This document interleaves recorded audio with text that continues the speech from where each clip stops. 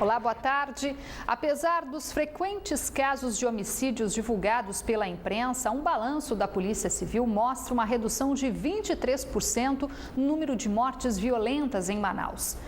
As ocorrências caíram de 824 entre janeiro e setembro do ano passado para 637 no mesmo período de 2013.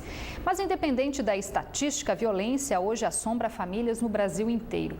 No Congresso, um projeto de lei, uma proposta, sugere a ampliação das penas para crimes de homicídio. E o Band Cidade abre uma discussão. Será que o aumento do rigor da lei pode ajudar a reduzir esses índices de violência? Crimes que chocam e colocam a violência em destaque no noticiário amazonense. Há menos de 15 dias, pai e filho foram assassinados durante uma tentativa de assalto dentro da própria casa. 6 pessoas foram presas. O último suspeito continua foragido. A suposta mandante do crime, uma amiga do comerciante, chegou a ser presa, mas foi liberada. Em outro ponto da cidade, outro crime bárbaro. Por causa de uma dívida de R$100 por serviços de jardinagem, um homem esfaqueou uma administradora de 33 anos e ainda feriu a mãe dela, de 88. Michele Freire não resistiu aos ferimentos e morreu. Nas últimas semanas, o envolvimento de parentes em crimes bárbaros também chama a atenção. Em setembro, mãe e filha foram encontradas mortas dentro da própria casa, no bairro Novo Israel, na zona norte de Manaus. Um ex-policial militar foi preso e as investigações apontam para crime passional. Um dia antes, outro caso chocou a população pela frieza dos acusados. 4 irmãos, entre eles uma adolescente de 17 anos, foram presos e indiciados por homicídio triplamente qualificado e ocultação de cadáver. O corpo da vítima, que era tia-avó dos acusados, foi encontrado esquartejado dentro de 2 malas. Em janeiro deste ano, um triplo homicídio que ficou conhecido como caso Belota ganhou repercussão nacional. Mãe e filha foram assassinadas dentro de casa. O acusado de comandar o crime, Jimmy Robert, que continua preso, é sobrinho e primo das vítimas e não poupou nem mesmo o pai, de 63 anos. O motivo, a disputa por uma herança. De acordo com dados da Delegacia Especializada em Homicídios e Sequestros, de janeiro a setembro deste ano, foram atendidas 637 ocorrências, 411 de vítimas de arma de fogo e 141 vítimas de arma branca. Apesar de os números apresentarem redução com relação ao ano passado, este estado de violência acende uma discussão: o aumento das penas para os crimes de homicídio. Projeto de lei que aumenta de 6 para 10 anos de reclusão a pena por homicídio simples e de 12 para 16 anos a pena por homicídio qualificado foi aprovado na Comissão de Constituição e Justiça da Câmara dos Deputados. Agora, o projeto deve passar para votação no plenário da Casa. Se aprovado, o projeto deve seguir para a votação dos senadores.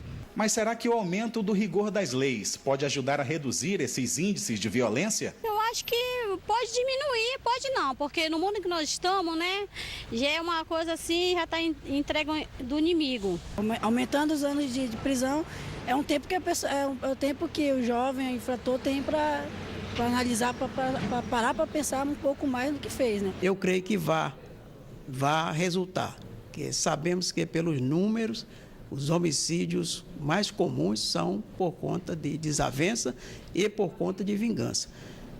Então, o motivo fútil se faz presente e eu creio que com uma pena mais intensa, deve haver um repensar daquele ser humano que tira a própria do seu semelhante. No caso da família Belota, da mulher esquartejada e do duplo homicídio no Novo Israel, os acusados foram presos rapidamente.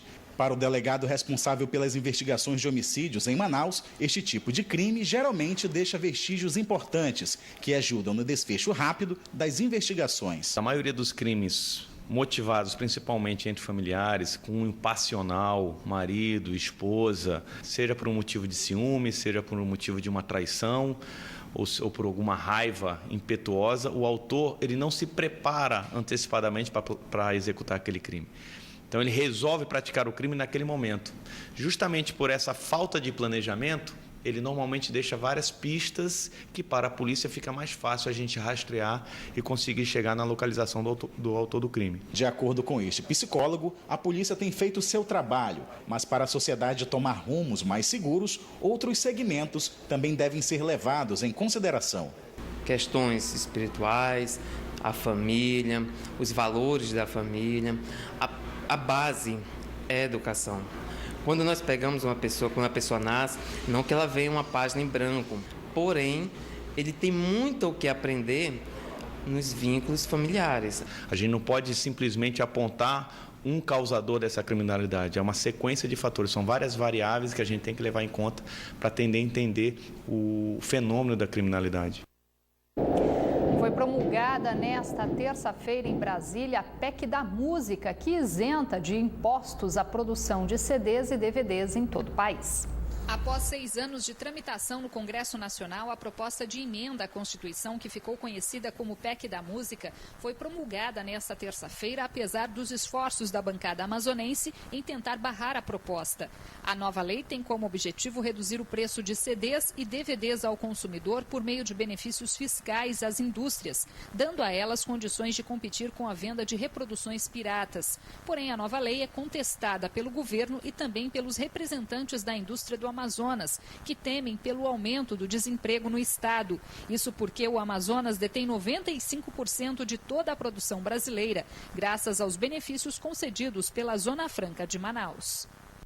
Pelos próximos 30 dias, a Avenida Coronel Teixeira, que dá acesso à Ponta Negra, também vai receber obras de recuperação do asfalto. Dessa vez, o trabalho é realizado pela Prefeitura em parceria com o Exército. O trecho a ser recapeado com a ajuda de soldados do Exército vai do shopping Ponta Negra até as proximidades do Tropical Hotel. Já o trecho restante é de responsabilidade apenas da Secretaria Municipal de Infraestrutura.